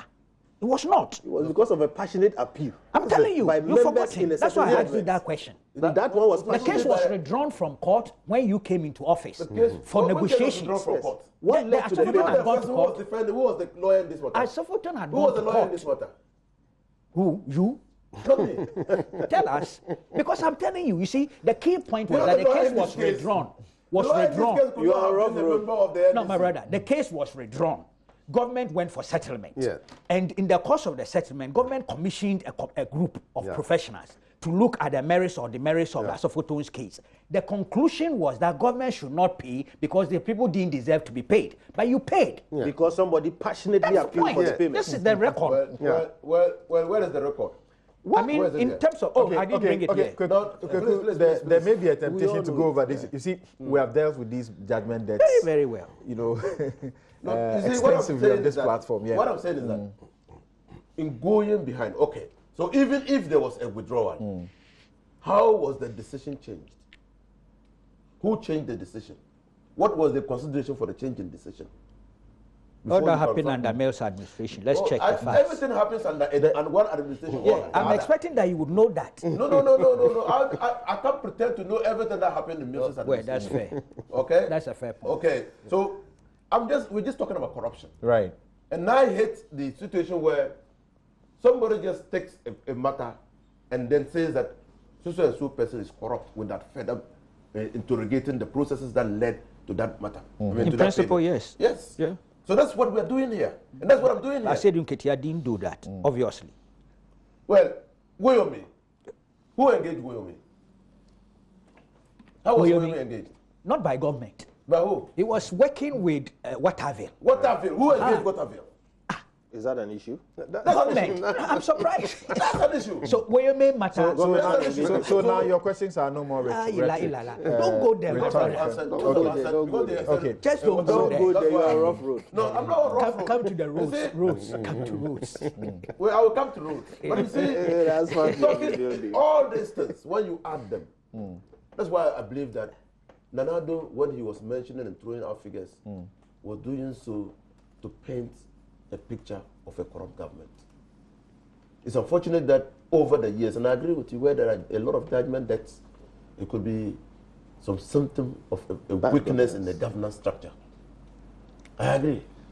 But that does not necessarily lead to the conclusion of corruption. Yes, there's this other thing you are interested in about who is taking responsibility and who is not taking full responsibility for what. The NDC, and in the statement, takes Nanado on because he said this on energy. He said, in last year's State of the Nation address, President Mahama blamed his predecessors for the crisis in power delivery. He said they had not made the requisite investments and that it was their non-performance which had led us to the crisis. In other words, the president declined responsibility. Today, I wanted to see if I could try to sound like him, but I couldn't. He's very good at what he does when he's delivering a speech. Today, when we are witnessing some positive developments in power delivery, the president makes a U-turn and claims he accepted full responsibility last year. That was regrettable, a palpable untruth. So, the NDC says this is not correct. President Mahama took responsibility. And in the statement, Joseph Sedu says, because the president said, I will fix it, I, John Mahama, I will fix the problem, it means he took responsibility. Yes. Is that what it is? Yes, he took the responsibility to fix the power problem. How do you interpret I will fix it other than taking full responsibility for the situation? He took responsibility. And so he put in measures to fix the power problem. Unfortunately, he says we are not out of the woods here. We need to consolidate what we have done. So he took responsibility. And that's, again, he used the word palpable. You can see a palpable attempt to mislead Ghanaians. And it's demonstrable from the from the statement of Nana Akufo-Addo. When NPP was leaving office, what was the installed capacity? Haven't NDC gone through the situation in which we have gone through? What was their response? Was it a sustainable response? You mean the NPP when they went through a similar situation? A similar situation. Of course, not a similar situation as in almost 3 years of Dumso. Not in a similar situation as almost in the 3 years of Dumso. No. But when they went through Dumso, what was their response? Some 8 months, yeah. It What was still was bad. their It was response? still bad. Their response was to bring in generators, emergency power generators. That was heavily criticized by members of even their own government. What did they do to put Ghana on a solid foundation for providing constant power to power industries? They brought in KTPP. That equipment laid at pawn until we came into office. Oh, yes. what are you talking about? Yes, it's true. The work was ongoing. Where was The work was ongoing. Where? You came and stopped it. Where? Indeed, it was ongoing. What work was ongoing? It was ongoing. You come in. Wait. You go on. What work was You'll be the ongoing? last to speak. Go on. You know, you understand? Go on. Until we came into office, what was even the equipment? What was KTTP? Now, what fuel source was KTTP or is KTTP? And so, John Dramani Mahama, when we were confronted with a similar situation, in fact, when we came into office, we were quite clear in our mind that to be able to get out of this situation, we need to have about 5,000 installed capacity of power and position Ghana as a net exporter of power. Yes, there have been challenges along the way. But when the challenges came to the fore, and I've always said that the challenges, some could be traced to the lack of constant supply of gas from Nigeria. Others could be traced to our historic underinvestment in the power sector. And many more. So he took the bull by the horn. I said, this situation must not allow to persist. And we put in a lot of investment. Invited IPPs, investors to come set up IPPs, independent power plants in this country. That took us off this particular crisis. And so he takes responsibility. I thought that Nana, when he said John Dramani Mahama did not take responsibility, he would have been magnanimous enough to say, look, when the NPP was exiting office, these were the mechanisms that were put in place, or these were the things that were achieved. It is NDC that came and ruined it. He didn't say that. Yes, take responsibility. And that can be seen throughout his statement and demonstrated widely in the road sector. And I understand, because there have been different styles in delivering State of the Nation addresses. In Kufuor's 8 years, in his delivery of State of the Nation addresses, he never took time to categorize and particularize the road works that were happening in the various countries. So, I mean, I think that he was quite smart. He didn't want to open himself to probe and held accountable for what he had said in Parliament. Okay. But in 2002 to 2009, if you look at the State of the Nation addresses delivered by His Excellency J.J. Rawlings, his style is similar. Or John Dramani Mahama's style is similar to that of His Excellency Jerry John Rawlings, where they give particulars of their various routes. And again, he talks about in that statement, he talks about the Takwa, Bogoso, Asawinsu, Ayomfuro. He said that when Kufuor was leaving office, he got money and left the money for the NDC to implement the road. And up to now, they are still implementing. You see, again, that's suffering from selective amnesia. He's conveniently forgotten that when NDC was leaving office, we had successfully negotiated the road sector development program. Okay. And then we had left resources for Tetakwashe interchange. Okay. We had left resources for Pantan Amanfi. Pantan Menfi, or what is it? That is Ebri Manfi. Okay. We had left resources for the road. Thank you. Thank you very much. Now let me bring in Honorable Henry Kwabena Kukufu, and then even before I do that, just a couple of messages here. This one says that Esiedun Ketie's quick response to Nanado's statement clearly shows the president was heavily exposed by Nanado. It was needless and unnecessary. Isn't it surprising that all projects captured by the president are being refuted by the local residents? Example, Hohoi town roads, etc. Yunus Husseini visited there. Ghana is in crisis. This is from Nana Ansa Obofor, who is Deputy Communications Director of the NPP, and is listening to us via Abawa Radio in UK. Thank you very much for sending us your thoughts. Also, this one is coming from Larry Dogbe, and he wants a correction of something he said happened last week on the show. I think that he deserves the right of a rejoinder, so if he's brought my attention to it, I ought to read it. He says that, help correct Nana Akumia's falsehood on your show last Saturday, that I want to state with all the emphasis at my command that the Herald newspaper has not authored any such story.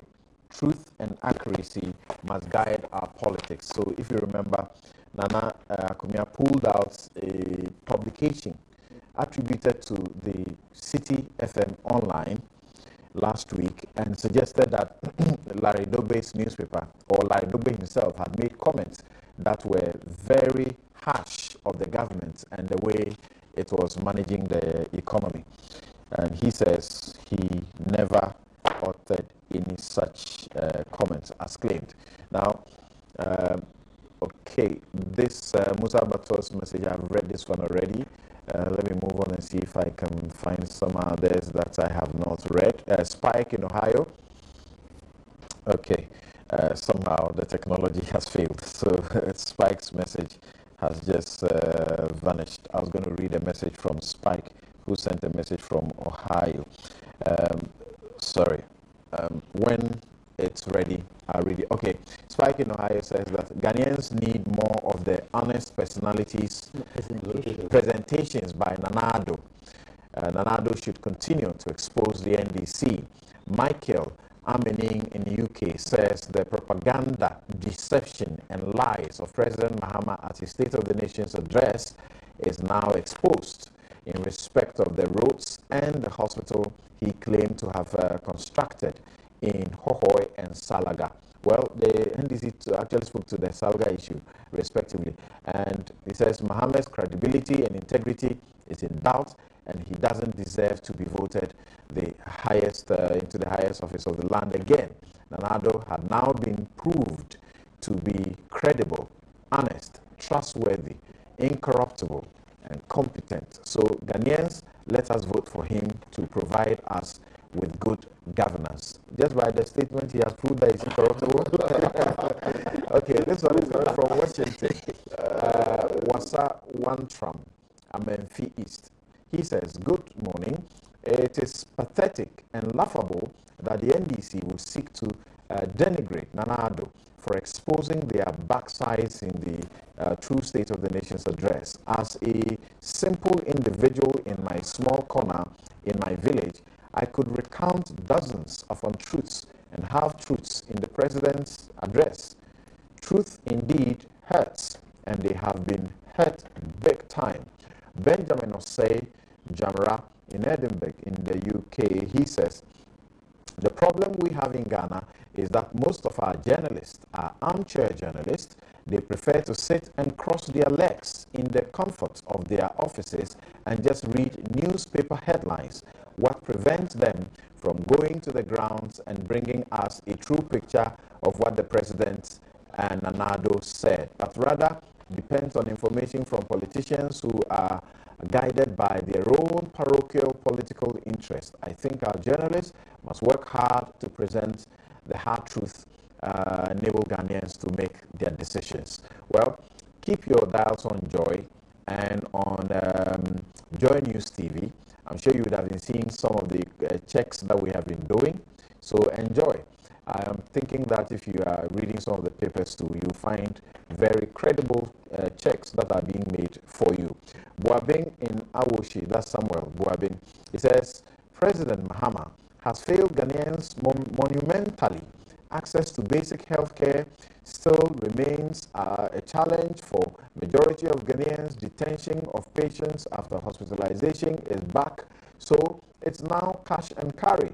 What's the use of the highly inflated, okay, you are back to that, inflated rate hospital when patients are denied quality health care through an insurance system which is pointed downhill?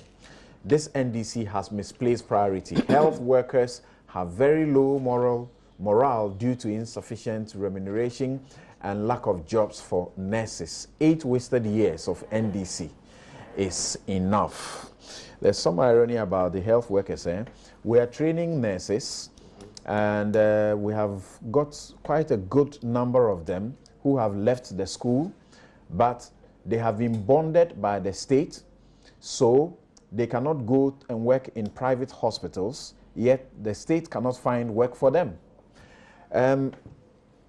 What do you have to say to finish up this discussion so that we move on to quickly look at the spy bill and Clottey and the issues coming up? Yes, I have 3 major things to deal with. Clottey, I mean. Yeah, I have 3 major things to deal with.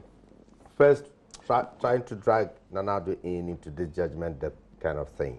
Yeah, it's on record that GNPC at this board meeting, by the time Chachuchiketa was, the Chachuchiketa's GNPC, were owing $40 million, and Societe Generale had secured judgment, and plus interest was $47 million.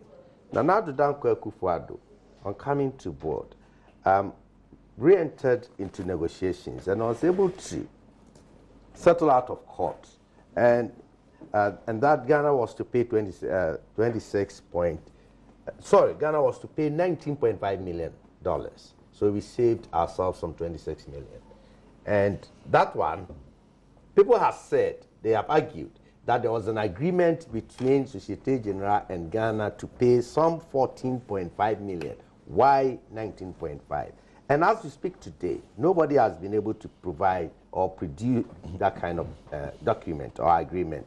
So one would have thought that at the Judgment Debt Commission, Nana Dankwa Akufo-Addo would have been called just to start, if for nothing, to satisfy the principle of natural justice. You know, he was never called, and only to put this thing out there. He actually offered himself. Yeah. Yes, he even offered himself, and he was not called.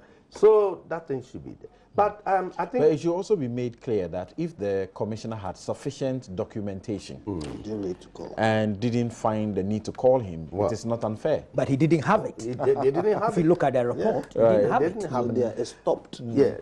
So one thing is clear now from discussion so far. It is established, and we must take note of that, that Nana Dankwa Akufo-Addo was right in his fundamental human rights as far as free speech is concerned, in delivering what he thinks was the state of affairs. So I think it's clear. So NDC, CR callers, including the General Secretary himself, must be educating themselves by now that there had been no constitutional breach so far as things are concerned. And in any case, it is Nana Dankwa Akufo-Addo alone who has spoken on this issue as far back as last year.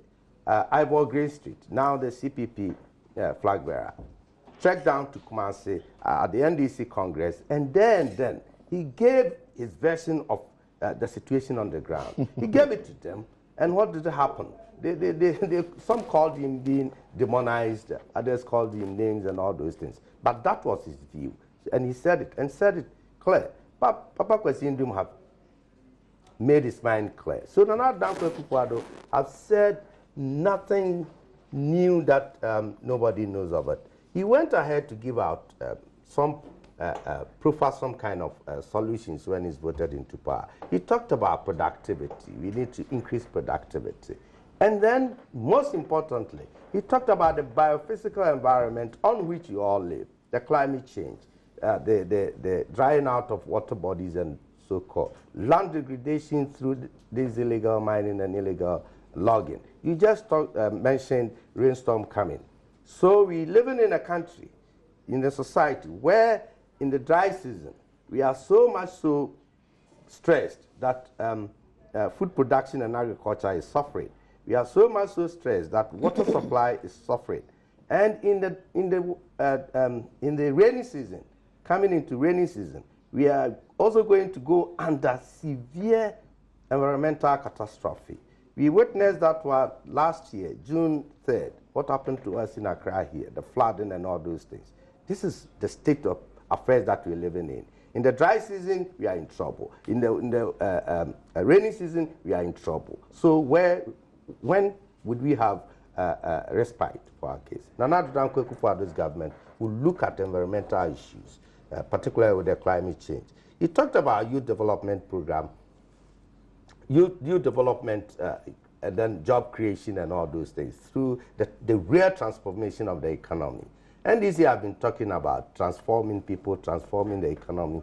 We still are at the export of raw material base, and the president attested to that. He attested to that. We need to really transform and then move on to industrialization and proper modernization of agriculture and agro-processing, another Akufo-Addo I've talked about. Teacher and nursing trainees, just as you mentioned, the allowances have been taken away. And you know the repercussions? The young ladies out there, out of frustration and desperation. Nano says he will restore the allowances. Yes, out of frustration. Some say this is political propaganda. It's just for votes. No. It's not sustainable, and that's why it was replaced. It was changed. No. We could save so much more money when we do prudence. I mean, we do fiscal prudence and fiscal discipline. Okay. JIDA, the wastage in JIDA will not be there any longer. SADA will not come along. We will not do the smarty kind of things. Petroleum revenue management will be prudent enough to save more than we need. So there will to be do savings that can be Yes. channeled into all of Zongo this. Development Fund, the ZDF will surely come to play. Okay. The ZDF, Zongo Development Fund. Okay. And then now my senior colleague jumped into energy. Let me quickly do some kind of exercise here. And before I do that, the evidence-based presentation the president did, this could have been a good one for the people at Keta. You know? Sea erosion steadily wiping out 5 Keta communities. Yeah. This was in the graphic, and he said he should have shown this. Yeah, February 2nd. This is the true state of affairs. This is what the people there, people living there, Ghanaians living there, this is what they find themselves in. So if the president thinks somebody has 2 pigs and it's okay, these people living here are in the state of fear. They are in state of, you can talk about it. Do you remember how many votes you got at Keta in the last elections? I'll go and check. I do not know. How many do you expect to get there this year? Because you think that all of this is happening to them, and you are not paying attention to the positives that is happening to them. The sea defense wall ever built in Keta, not built by the NPP. If you are on the verge of being wiped out, if you are being about 3 governments. Yes, there was no bill by the NPP. No, it was started under Rollins, continued by before. You know that. And continued under bills. Yeah, but you know that. Yes. Okay, let's say. Council, if your school-going children have been handed out sandals, they've been given free school uniforms, and you are being wiped out. I mean, your very existence I'm telling you, is under threat. Your very existence. Then the Okay, you wanted to do a bit of energy quickly, because I need to take a break and come back for us to do spy bill. This is 2009 budget estimate presented to Parliament. 2008, under the performance in 2008. And with your permission, let me read something small. Paragraph 405. Madam Speaker, as part of measures to address the power crisis in 2006-2007, which lasted over a year, government supported the expansion of power generation capacity. These are 126 megawatts emergency power plants currently on standby after the power crisis, and 80 megawatts power plant by consortium of mining companies. Madam Speaker, a number of power projects were also initiated as medium-term strategies and fully funded by government, and VRA created substantial financial burden on the national budget. These were 126 megawatts thermal power project, that's the TT1PP, 49.5 megawatts thermal 2 power plant, TT2PP, engineering, procurement, and construction of gas turbine generators and balance of plant for the 230 Pond thermal project in progress. This is a report, this is a testimony by the incoming government of Professor Are you Mills. reading it well? Read it well. Read it Well, well. but I read it. Well. Apart from the emergency power plants that came unless in, you want apart to from read the the reading. emergency plans that came in, All this is where council, it is absolutely untrue. It's here. It is absolutely. I have opened the Pandora's box. We will deal with that. and here we want to Finish your statement. It's absolutely untrue that what? it is absolutely untrue that the president keep on saying that his predecessors managed and he's going to fix it. What kind of fixing are you talking about? Thank you very much. The energy mix still have the thermal at its heart. Right. Hydro is virtually non-sustainable. That's correct. So what kind of just a minute, and then I'll give Honorable another minute, and then we take a break. Brother Fuseni on this KTPP matter. Right. His view, and he's just repeated it. That was just an initiative. Okay. I don't think that's a fair account. If you recall, Craig Murray, you recall, Craig Murray, the former British, raised an issue. And at that time, the Minister of Energy, I'm not sure if you were deputy then, also raised the matter and decided to do some investigations. I just want to read the statement, which Zakem, are they still the contractors? Zakem, fantastic. They're still the contractors. This is dated 17 February 2010. They issued a statement in response to Craig Murray's thing. I just take some relevant paragraphs. They made a point that the total original contract value was 65.5 million euro. the approximate dollar equivalent is $91 million. Out of this amount, approximately $39.5 million has been paid to the contractor. Yep. That's at this point. Yes, yes. The relevant progress certificates have been approved by VRA, and there has been no query either from the client or the VRA that we have defaulted in any clause or deliverable. To date, this progress includes one, that's A, mobilization, which is 100% complete. B, detailed engineering and design, which is 70% complete. Temporary buildings and services, including all storage facilities and administration facilities for client and contractor. D, purchase of long lead items, such as exhaust stacks, That's exactly what I'm saying. That's what I'm saying. I haven't finished. No, I haven't finished. No, you gave the impression nothing at all. No. I said there were initiatives. No. Initiatives? What is initiatives? These are actions. No, please. No, but these are execution. No, please. They no, my brother, you are not being fair. Let me finish. I'm told you to react to it. Okay. These are not initiatives. These are actions. Okay. Let's move on. Construction of concrete perimeter fence. Construction of permanent roads, site clearance, earthworks, and excavation for foundation construction. The overall progress to date stands at approximately 40%. Now listen, critical. Paragraph 7 says, in the first quarter of 2009, VRA informed the contractor that there was no funding to complete the project, and that until such time that funding was made available, the contractor was to suspend works. To date, the financing has yet to be secured to continue with this project. This was as at February 2010. Then it says the original project duration was 18 months. However, since the start of the project, there has been substantial delay due to the changes in the scope of work, delays in payment, and the relocation of actual site from its original site. There was relocation. There's evidence here too, in terms of payment, some of the payment. This is dated 6th March 2007. And this is Akoto Osei's letter to the Controller and Accountant General, asking for 19.6 million euro to be advanced to Zakem for the implementation phase. It is only fair to suggest that there had been actions, some implementation. You see, but construction goes in phases. That's right. It's like the build dam. By the time the Mills administration took over, the thing wasn't completed. But they had done certain things that if you don't do, engineering and design come before construction and proper. the constitutional injunction in the directive principles so of I state think policy my brother is was that unfair. you continue with what your predecessor starts. Yes, it was unfair. So what he has read, there was a number of power projects were initiated. Initiated, yes. As medium-term strategies and fully funded government of Ghana, which created, and VRA, which created substantial financial burden on them. These are the 126 megawatts thermal power project and 4.5 megawatts thermal 2 power plants. I put it to you.